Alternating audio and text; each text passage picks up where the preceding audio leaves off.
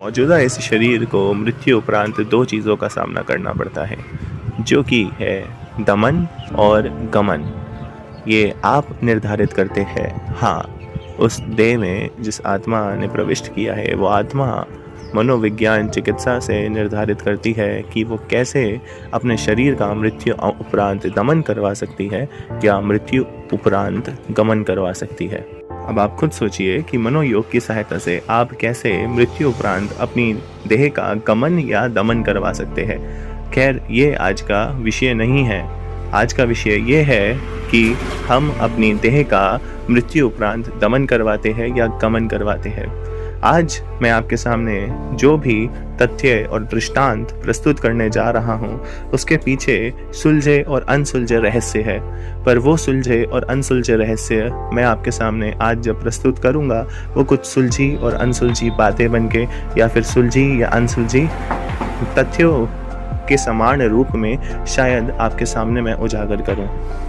तो आइए शुरू करते हैं। और हाँ, अगर आप इस वीडियो को पूरा देखेंगे तो आपके मनोयोग तंत्र में कोई ना कोई तो बल साधन जो है वो प्रणाली विकसित हो जाएगी, जिससे आप अपने शरीर का दमन नहीं गमन करा सकते। आज मैं आपको बताऊंगा भगवती प्रकाश तत्व, और भगवती प्रकाश तत्व के साथ मैं आपको इस शरीर का दमन या गमन कराने की युक्ति समझाऊंगा। अगर आपने गमन करवाया इस शरीर का तो वो ना जाने किसी के लिए उपयोगी सिद्ध हो सकता है, पर अगर आपने उसका दमन करवाया तो वही देह जिसमें आपकी आत्मा प्रविष्ट हुई है वो किसी के लिए अनुपयोगी सिद्ध हो सकता है। शरीर का दमन कुछ ऐसा है जब आपका ये शरीर पंच तत्वों में विलीन होता है, जब इस देह में से आत्मा निकल जाती है और अराजक तत्व इस देह के अंदर इस शरीर को नष्ट करने के लिए उपस्थित हो जाते हैं, तब आपके शरीर के तंतु पंच तत्वों में विलीन होने के बाद किसी की सहायता करने में एकदम असक्षम होते हैं। पर इसका गमन कुछ ऐसा है कि ये शरीर मृत्यु पश्चात पंच तत्वों में विलीन होने के बाद अराजक तत्वों के कारण किसी की क्या संपूर्ण विश्व का मार्गदर्शन करने के लिए उपयोगी सिद्ध होता है। तो आपको इसी प्रकार से गमन और दमन को सीखना है। गमन और दमन सुनने में तो दो शब्द है, पर मृत्यु उपरांत आपका शरीर किसी के लिए सिद्ध हो सकेगा तो हम उसे कहते हैं गमन, पर अगर वो किसी के लिए सिद्ध ना हो सका तो हम उसे कहेंगे दमन।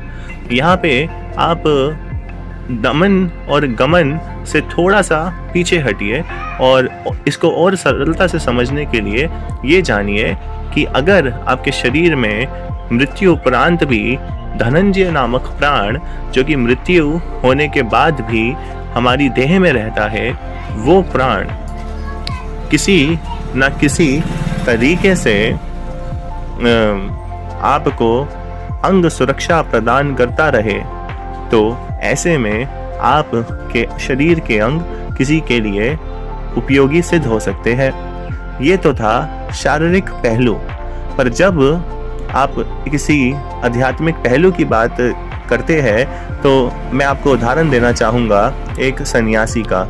एक सन्यासी जो कि हमेशा अग्रसर रहता है समाज के कल्याण के लिए और माँ भगवती से विशेष अनुकंपा प्राप्त करने की चेष्टा और अनुष्ठान हमेशा करता रहता है, वो सन्यासी अब जब अपनी देह का त्याग करता है तो पिंड स्वरूप में जब उसकी देह का प्रकाश होता है तो उसकी देह को जलाया नहीं जाता, बल्कि एक सन्यासी की देह को मिट्टी में दफनाया जाता है। ऐसा क्यों होता है ये बात का विषय है, पर आप ये जानने की कोशिश करिए कि वो सन्यासी जो इस शरीर को मरने के पश्चात मृत्यु उपरांत दफनाने की प्रक्रिया से जुड़ा हुआ है, वो इस धरा को कितने विशेष तंतु प्रदान करेगा, जिसे हम कहते हैं आध्यात्मिक पहलू से जुड़े हुए ऊर्जा के स्रोत में विकसित हुए तंतु और पहलू। आपके लिए ज़रूरी है कि आप एक पंछी बन के आकाश में विचरण तो कीजिए, और पर ये भी जानिए कि आपकी इस समाज के प्रति भी कुछ जिम्मेदारियां हैं। इन भ्रांतियों से आप दूर हटिए और इन भ्रांतियों से अपने आप को दूर हटा के जन समूह के कल्याण के लिए अग्रसर होइए। कोशिश कीजिए कि आप ऊंचाइयों तक पहुंचे और उन ऊंचाइयों पे पहुंच के आपके गिरने का खतरा ना हो, पर यह खतरा ज़रूर होगा जब आप अज्ञात रहेंगे भगवती प्रकाश तत्व के पहलू से। तो इसीलिए आप भगवती प्रकाश तत्व के बारे में जानिए और जाइए अपने गुरु के पास और उनसे सवाल और जवाब कीजिए, और इस तंतु को अपने मस्तिष्क में अपने गुरु के मार्गदर्शन में विकसित करने का प्रयास कीजिए अनुभूतियों के साथ। बिना अनुभूति के प्रकाश के आप इस भगवती प्रकाश तत्व को शायद ना जान सके और अछूते रह जाए इस तत्व से। तो बढ़िए आगे और समझने का प्रयास कीजिए अपनी चेष्टाओं के साथ में। तो आज मैं आपको बस यही कहना चाहूँगा कि आप परोपकार के मार्ग से आगे बढ़िए, और इस परोपकार के मार्ग से आप कोशिश कीजिए, प्रयास कीजिए कि आप मरने के उपरांत भी अपनी देह से इस जगत का कल्याण कर सके। अगर आप ऐसा कर सकेंगे तो आपको पता है क्या लाभ होगा। ऐसा परोपकारी मनुष्य जो इस देह के जाने के बाद भी विशेष जन समूह का प्रकृति के माध्यम से पंचतत्वों में विलीन होने के बाद कल्याण कर रहा है, उसकी जब आत्मा इस आकाश मंडल में प्रवेश करने जाएगी तो भगवती उस आत्मा के लिए विशेष अनुकंपा, विशेष अनुष्ठान प्रदान करेगी कि वो जब इस आकाश तत्व को छोड़े तो वो बहुत आगे गति कर सके। भटकने के यहाँ पे जो गुंजाइश है वो बहुत न्यूनतम हो जाती है। तो आपको आज यही मैं समझाना चाहूँगा कि अगर आप दमन करवाएंगे और परोपकार के मार्ग से आगे नहीं बढ़ेंगे और भगवती के तत्व के प्रकाश को जानने के लिए आज से अग्रसर नहीं होगे, तो शायद आप इस सृष्टि में ना जाने कौन सी योनि में गमन कर रहे हो, वो तो भगवती ही जानेगी। पर अगर आपने परोपकार का मार्ग चुना तो निश्चय ही आप जाएंगे ऊंचे लोकों में गमन करने के लिए, और आपकी देह मृत्यु उपरांत भी यहाँ पे गमन करेगी और इस संसार का प्रकृति के माध्यम से कल्याण करने का अनुष्ठान हमेशा प्रस्तुत करती रहेगी जन कल्याण के लिए।